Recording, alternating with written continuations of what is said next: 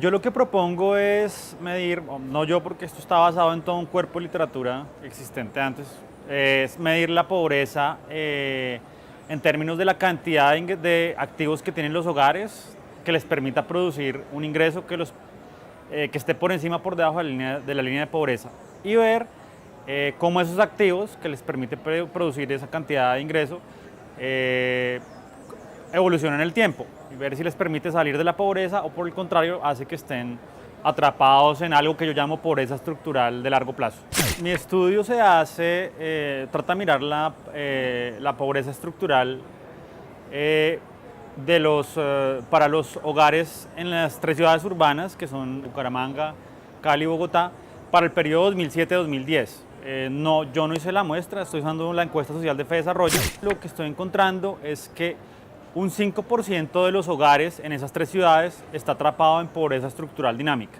¿Esto qué quiere decir? Esto quiere decir que ese 5% de los hogares en esas tres ciudades no tienen los activos suficientes para producir un ingreso por encima de la línea de pobreza, pero adicionalmente no tienen un mecanismo que les permita acumular activos para poder salir de la pobreza en el largo plazo. Cuando uno habla de activos en la literatura de pobreza, uno está hablando de los activos productivos, o sea, los bienes que los hogares poseen de tal forma que les permite producir ingresos.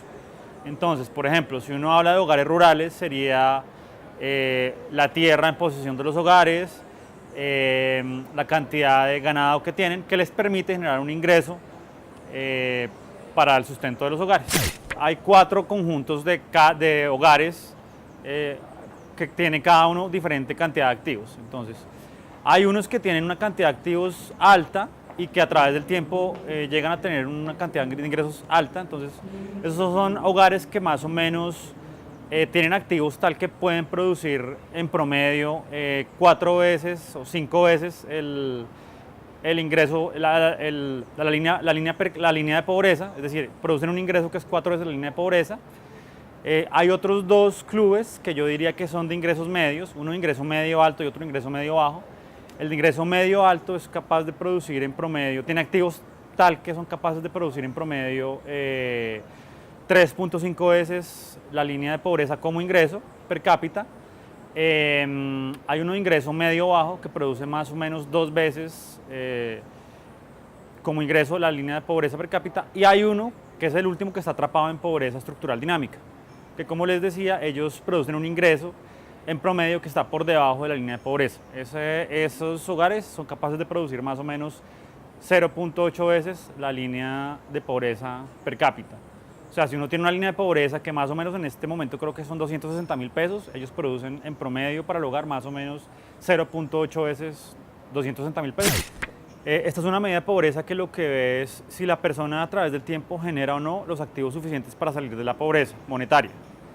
Entonces, por ejemplo, tú puedes tener hogares que están atrapados en pobreza estructural, como en mi paper, pero otros que están simplemente atrapados en pobreza monetaria. Entonces, puede que tú tengas un hogar que está atrapado en pobreza monetaria, pero no en pobreza estructural. Entonces, ¿qué pasa? Si tú ves un hogar que está atrapado en pobreza monetaria, pero no estructural, una ayuda como los subsidios los ayudaría, digamos, a aliviar la pobreza en el corto y en el mediano plazo, tal forma que salgan de la pobreza monetaria inmediata.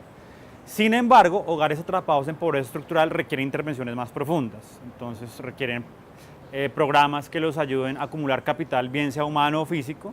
Entonces estaremos hablando de que esos hogares atrapados en pobreza estructural requieren una intervención más profunda, como si no tienen familias en acción, seguir en familias en acción, si tienen niños, o ayudarlos con capital para que puedan montar negocios propios. Entonces hay políticas diferenciales que se pueden, digamos, desprender de una medida de pobreza de este tipo.